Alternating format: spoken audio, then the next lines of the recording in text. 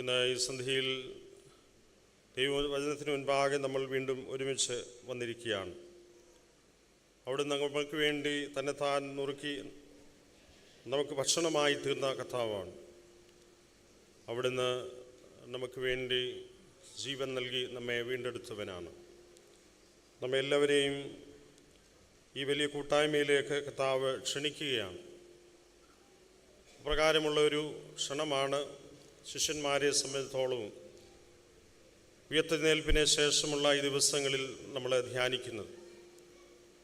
അവിടെയൊക്കെ പിന്മാറ്റത്തിൻ്റെ അനുഭവത്തിൽ പോയവരെയും വീഴ്ച സംഭവിച്ചവരെയും അവരെ തള്ളിക്കളയാതെ, ഉപേക്ഷിച്ച് കളയാതെ വീണ്ടും ആ സ്നേഹത്തോട് ചേർത്ത് നിർത്തുന്ന ദൈവിക കൃപയത്രേ നമ്മൾ ധ്യാനിക്കുന്നത്.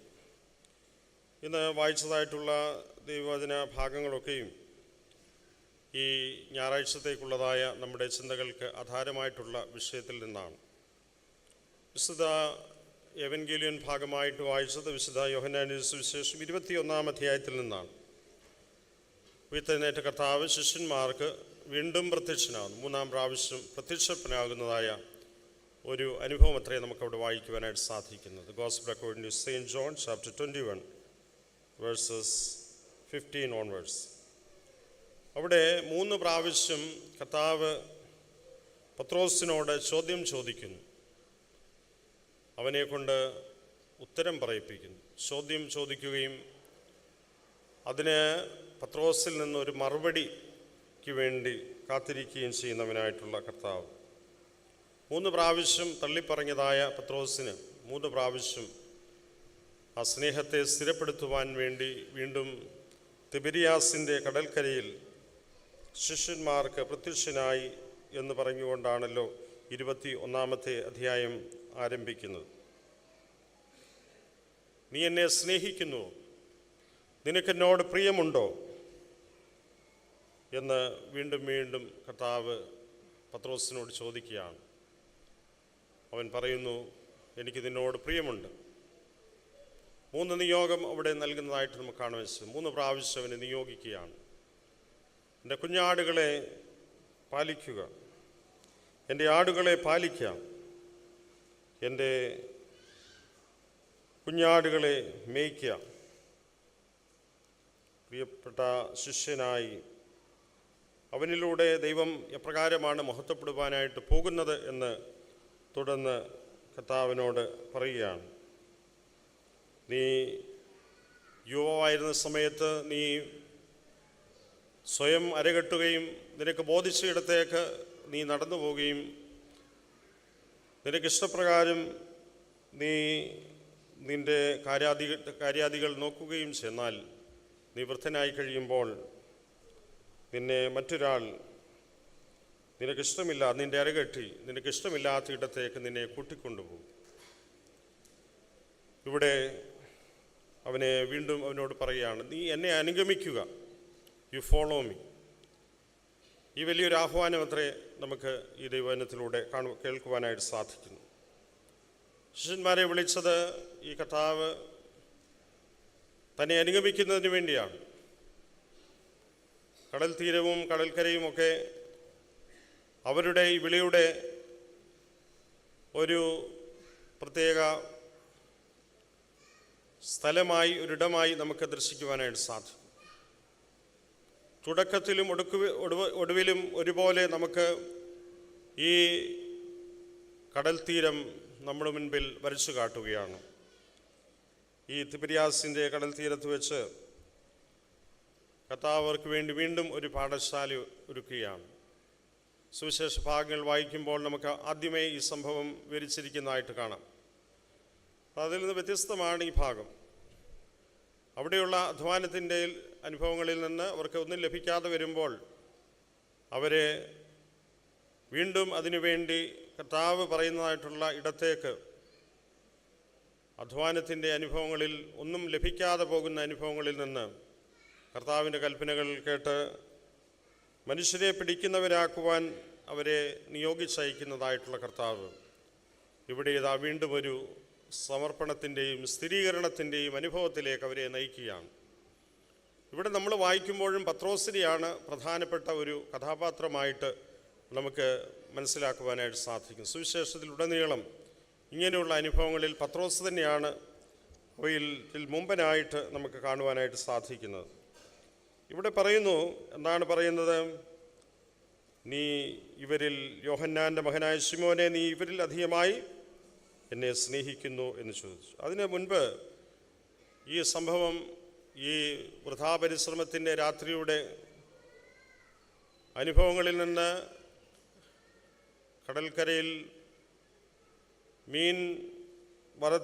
മീൻ ചുട്ട് അപ്പമെടുത്ത് അവർക്ക് നൽകുന്നതായിട്ടുള്ള ആ കനലിൻ്റെ അനുഭവത്തിൻ്റെ ആ പശ്ചാത്തലത്തിൽ നിന്നുകൊണ്ടാണ് അവരോട് സംസാരിക്കുന്നതെന്ന് കാണുവാനായിട്ട് സാധിക്കും. യേശു അവരുടെ മധ്യത്തിലേക്ക്, 7 പേരാണ് അവർ എന്ന് നമുക്ക് ഇവിടെ കാണുവാനായിട്ട് സാധിക്കും.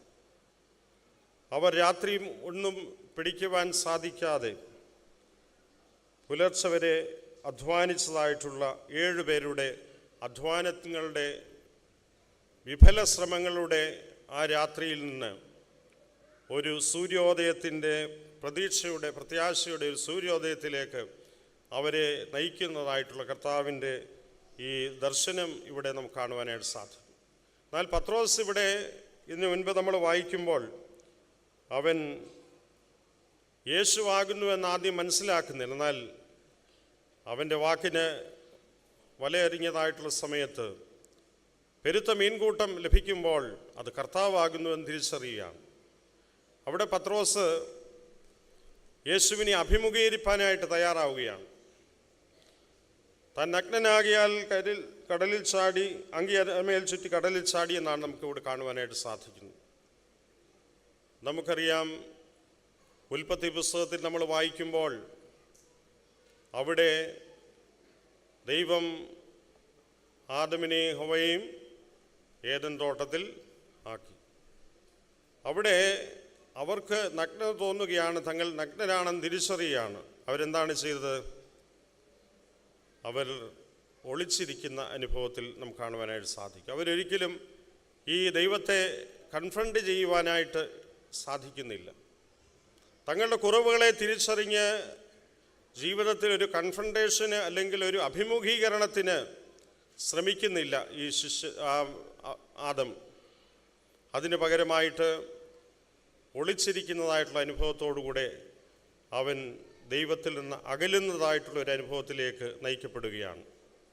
എന്നാൽ ഇവിടെ ആകട്ടെ, പത്രോസിന് തൻ്റെ ജീവിതത്തിൻ്റെ കുറവുകളെ തിരിച്ചറിയുന്ന സമയത്ത് തൻ്റെ ആയുസ് മുഴുവൻ ഇങ്ങനെ ഒളിച്ചു നടക്കേണ്ടുന്നവനല്ല, പിന്നെയോ തൻ്റെ ആയുസ്സിൽ യേശുവുമായിട്ടുള്ളൊരു അഭിമുഖീകരണം തനിക്ക് ആവശ്യമാണ് എന്ന് കണ്ടെത്തുകയാണ്. നമ്മുടെയൊക്കെയും ജീവിതത്തിൽ ഈ കുറവുകളുടെ മധ്യത്തിലൊക്കെയാണ് നമ്മൾ ജീവിക്കുന്നത്. നമ്മുടെ ജീവിതത്തിലും വീഴ്ചകളും പരാജയങ്ങളുമൊക്കെ സംഭവിക്കുന്നതായിട്ടുള്ള സമയത്ത് ഒളിച്ചു പോകുന്നതിനുള്ള ഒരു പരീക്ഷണമൊക്കെയും നമുക്ക് ജീവിതത്തിൽ ലഭിക്കുമ്പോൾ, എന്നും നമ്മുടെ ജീവിതത്തിൽ അപ്രകാരം ഒളിച്ച് ജീവിക്കാനായിട്ട് വിളിക്കപ്പെട്ടവരല്ല നമ്മൾ. ജീവിതത്തിൽ എന്തെങ്കിലുമൊക്കെ അവസരങ്ങളിൽ നമുക്ക് ഒരു അഭിമുഖീകരണം ആവശ്യമായിട്ട് വരും. ആ അഭിമുഖീകരണത്തിലേക്ക് നമ്മെ നയിക്കുവാൻ ഈ പത്രോസിൻ്റെ യേശുവുമായിട്ടുള്ള അഭിമുഖീകരണം നമുക്ക് ഇടയായിത്തീരുന്നു. അവൻ്റെ യോഗ്യതകളുടെ അടിസ്ഥാനത്തിലല്ല, പിന്നെയോ ദൈവത്തിൻ്റെ കൃപ അവൻ്റെ മേൽ ചൊരിയുന്നതിലൂടെ. അവൻ്റെ യോഗ്യത നിമിത്തമല്ല അവനെ ഈ ഒരു ദൗത്യം കർത്താവ് ഫലമേൽപ്പിക്കുവാനായിട്ട് ആഗ്രഹിക്കുന്നത്. പിന്നെ അവൻ്റെ ജീവിതത്തിൻ്റെ കുറവുകളെ അവൻ തിരിച്ചറിയുന്നതിലൂടെ തൻ്റെ യോഗ്യതകൾ ഒന്നുമില്ലാത്തവനായിരിക്കെ ദൈവം തൻ്റെ വലിയ കൃപ അവൻ്റെ മേൽ ചൊരിഞ്ഞു എന്നുള്ളതായ ബോധ്യത്തിലാണ്. ആ ഒരു അനുഭവത്തിലാണ് തുടർന്ന് ഈ കർത്താവ് അവനെ നിയോഗിക്കുന്നത് എന്ന് നമുക്ക് കണ്ടെത്തുവാനായിട്ട് സാധിക്കും. ഈ യേശുക്രിസ്തുവും ശിഷ്യന്മാരുമായിട്ടുള്ള ബന്ധത്തിൽ ജീവിതത്തിലൂടെ താൻ ശിഷ്യരെ പഠിപ്പിച്ചതായിട്ടുള്ള ഏറ്റവും വലിയ പാഠം ഈ സ്നേഹത്തിൻ്റെ പാഠമാണ് എന്ന് കണ്ടെത്തുവാനായിട്ട് സാധിക്കും. ആ സ്നേഹത്തിൻ്റെ വലിയ ഒരു കണ്ടെത്തലാണ് ഇവിടെയും യേശു ഈ പത്രോസിനെ യഥാസ്ഥാനപ്പെടുത്തുന്നതിലൂടെയും നമുക്ക് കണ്ടെത്തുവാൻ സാധിക്കുന്നത്.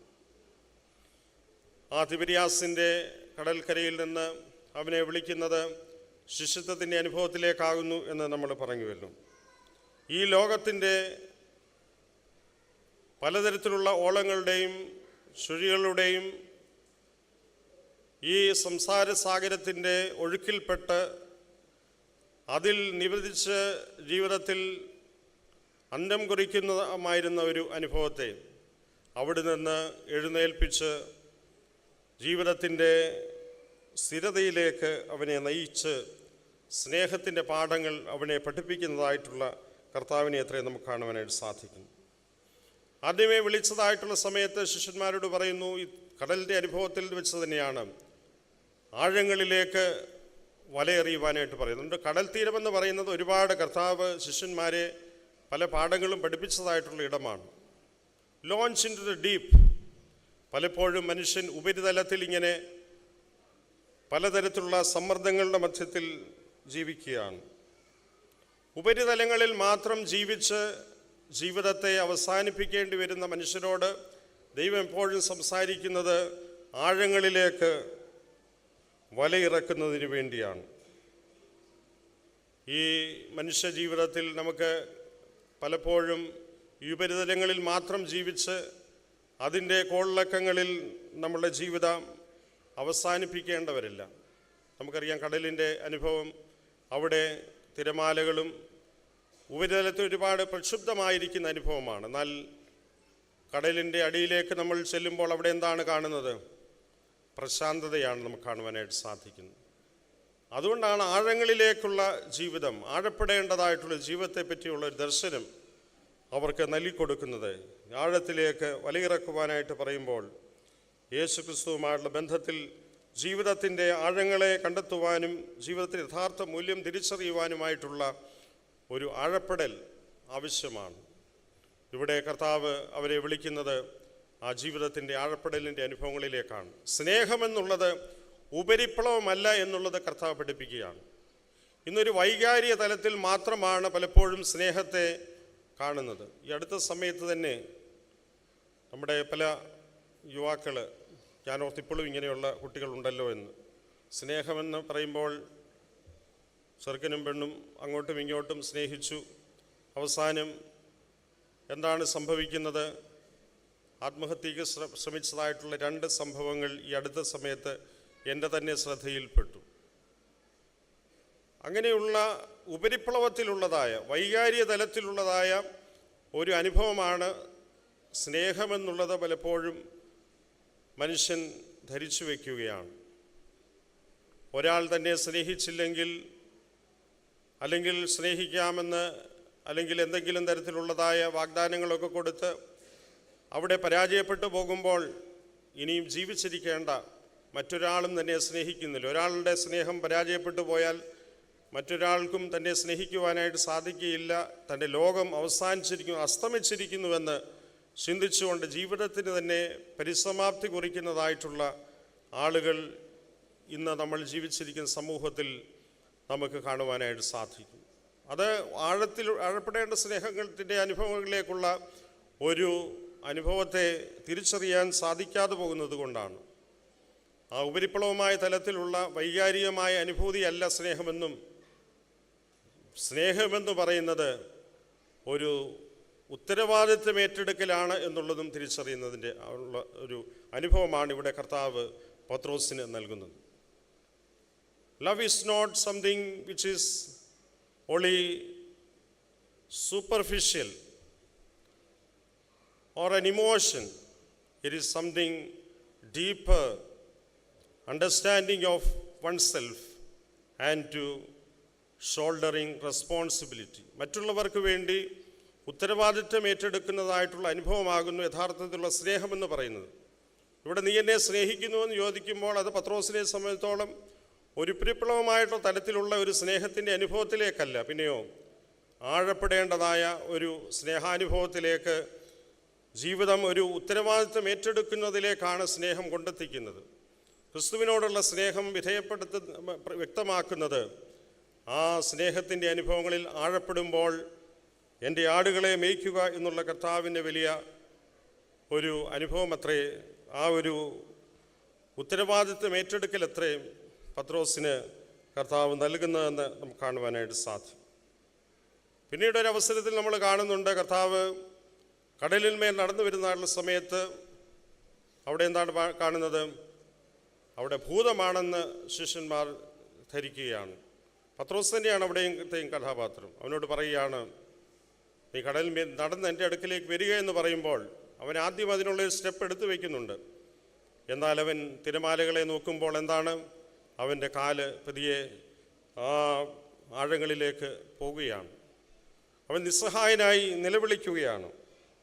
അപ്പോൾ അവിടെ ഈ ഭൂതമാണ് എന്ന് എന്നുള്ള സമയത്ത് കർത്താവ് അവരോട് പറയുന്നത് എന്താണ്, ഇത് ഞാനാണ് എന്ന് പറയുകയാണ്. അപ്പോഴാണ് അവർക്ക് യഥാർത്ഥത്തിൽ മനസ്സിലാക്കുവാനായിട്ട് സാധിച്ചത്. ഇവിടെയും യേശു കർത്താവ് ഞാനാകുന്നു താൻ തന്നെ സ്വയം വെളിപ്പെടുത്തുന്നതായിട്ടുള്ള അനുഭവം. അതുകൊണ്ട് ദൈവത്തിൻ്റെ സ്നേഹം വെളിപ്പെടുത്തുന്നതായിട്ടുള്ള അനുഭവങ്ങളാണ് നമ്മുടെ ജീവിതത്തിൽ ഓരോ കർത്താവുമായിട്ടുള്ള കണ്ടുമുട്ടൽ. ഈ നമ്മുടെ ജീവിതത്തിൽ കർത്താവ് നമ്മുടെ മുൻകൈയെടുത്ത് നമ്മെ സ്നേഹിപ്പാനായിട്ട് നമ്മുടെ അടുക്കിലേക്ക് നടന്നെടുത്ത് വരുമ്പോൾ അവിടുത്തോടുള്ള ബന്ധത്തിൽ നമുക്ക് മുന്നോട്ട് കാലുകൾ വയ്ക്കുവാൻ അതിന് ചില ഒരു ആർജവത്വം നമുക്ക് കൈവരിക്കേണ്ടിയിരിക്കുന്നു. നമുക്ക് അതിനുള്ള ഒരു ഔത്സുക്യം ആദ്യത്തെ ഒരു തലത്തിൽ മാത്രം പോരാ. പിന്നെയോ ധീരതയോടുകൂടെ ഓരോ പാദങ്ങളും വെച്ച് യേശുവിൻ്റെ അടുക്കിലേക്ക് നടക്കുമ്പോൾ മാത്രമാണ് ഈ ശിഷ്യത്വം അതിൻ്റെ പൂർണ്ണതയിലേക്ക് നയിക്കപ്പെടുന്നത് എന്നുള്ളതായ ബോധ്യവും നമുക്ക് ഇവിടെ നൽകി തരികയാണ്. അതുകൊണ്ട് കടലിലൂടെ ഈ തിരമാലകളുടെ അനുഭവങ്ങളിലൂടെ ഈ കടൽക്കരയിൽ വെച്ച് ഒരുപാട് പാഠം പഠിപ്പിച്ചതായിട്ടിടമാണ്. പിന്നീട് നമ്മൾ ഇവിടെ ഇതിനു മുമ്പ് വിവരിച്ചതായുള്ള ഭാഗത്ത് കാണുന്നത് എന്താണ്, വലതുഭാഗത്തേക്ക് നിങ്ങൾ വല വീശുവീൻ, വലതുഭാഗത്തേക്ക് വല എറിയുന്നതിനുള്ളതായ ഒരു ആഹ്വാനമാണ് എന്ന് കാണുവാനായിട്ട് സാധിക്കും. ഒന്നും പിടിക്കാതെ ഇരുന്നായിട്ടുള്ള സമയത്ത് വലതുഭാഗത്ത് വല വീശുവീൻ എന്നുള്ളതായ ആഹ്വാനത്തിലൂടെ അവിടെ വലിയ പെരുത്ത മീൻകൂട്ടമാണ് ലഭിക്കുന്നത്.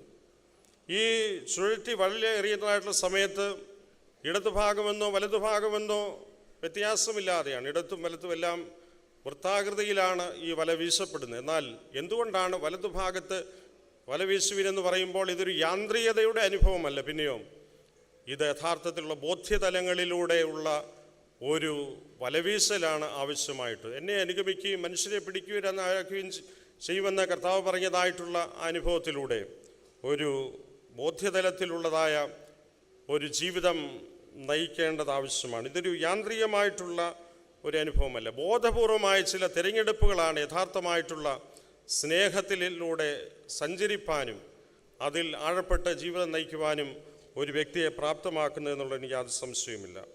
അതുകൊണ്ട് ജീവിതത്തിലെ ഇതൊരു ബോധപൂർവമായ തിരഞ്ഞെടുപ്പാണ് എന്നുള്ളത് പത്രോസിനെ ഓർമ്മിപ്പിക്കുവാനായിട്ട് ആഗ്രഹിക്കുകയാണ്.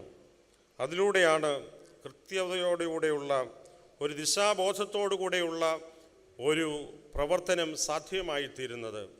ഇത് പത്രോസിനെ ഈ വലിയ ദൗത്യം ഭരമേൽപ്പിക്കുമ്പോൾ ചില ജീവിതത്തിൽ ചില ഉദ്ദേശങ്ങളോടുകൂടെ ചില ഉത്തരവാദിത്തങ്ങളെ ചെയ്തെടുക്കുന്നതിലൂടെ ഒരു ലക്ഷ്യബോധത്തിലൂടെ നീ യാത്ര ചെയ്യേണ്ടതുണ്ട് എന്നുള്ളത് പത്രോസിനെ ഓർമ്മപ്പെടുത്തുകയാണ്. അതുപോലെ ശിഷ്യന്മാരെയും ഈ ഒരു വലിയ സംഭവം പഠിപ്പിക്കുകയാണ്.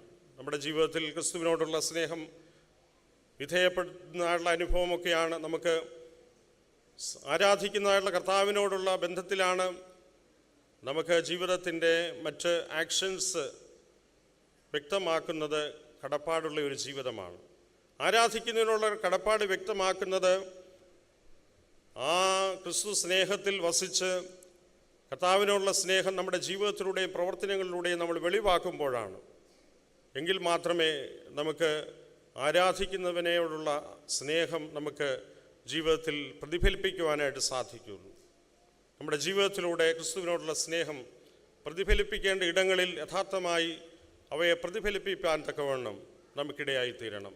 ഇനി സന്ധ്യയിൽ നമ്മളുടെ വന്ന് കർത്താവേ, എൻ്റെ കുറവുകളെ ഞാൻ ഏറ്റുപറയുന്നു, യഥാർത്ഥത്തിലുള്ള ക്രിസ്തുവിൻ്റെ അഭിമുഖീകരണം എനിക്ക് തരണമേ. ദൈവത്തിൽ നിന്ന് ഒളിച്ചോടിപ്പോകുന്നതായിട്ടുള്ള അനുഭവമല്ല, ക്രിസ്തുവിനോടുള്ള ബന്ധത്തിൽ യഥാർത്ഥമായിട്ടുള്ള അഭിമുഖീകരണം എന്നെ പാപബോധത്തിലേക്കും എൻ്റെ ജീവിതത്തിൻ്റെ അനുതാപത്തിൻ്റെ അനുഭവങ്ങളിലേക്കും കുറവുകളേറ്റു പറഞ്ഞുകൊണ്ട് ക്രിസ്തുവിനോടുകൂടെ സ്ഥിരപ്പെട്ടവരായി നിലനിൽക്കുന്നതിന് വേണ്ടിയുമുള്ള ഒരു വലിയ ആഹ്വാനമാണ് ഇന്ന് സന്ധ്യയിൽ നമുക്ക് ദൈവം തമ്പുരാൻ നൽകിത്തരുന്നത്. ഈ ഒരു വലിയ അനുഗ്രഹീതമായുള്ള കൂട്ടായ്മയിൽ നമുക്ക് പങ്കുചേർന്ന് നമ്മുടെ കുറവുകളെ ദൈവത്തിന് ഏറ്റുപറയാം. കർത്താവിനുള്ള ബന്ധത്തിൽ നമുക്ക് ലോകത്തിൽ ജീവിച്ച് ധന്യമായിട്ടുള്ള ശുശ്രൂഷയുടെ അനുഭവങ്ങൾ പങ്കിടുവാൻ തക്കവണ്ണം ദൈവം നമ്മെ എല്ലാവരെയും ശക്തീകരിക്കുകയും അവിടുത്തെ ധന്യമായ കൃപകളും അനുഗ്രഹങ്ങളും വാഴ്വുകളും നമ്മെ നൽകി നമ്മെ എല്ലാവരെയും ശക്തീകരിക്കുകയും ചെയ്യുമാറാകട്ടെ.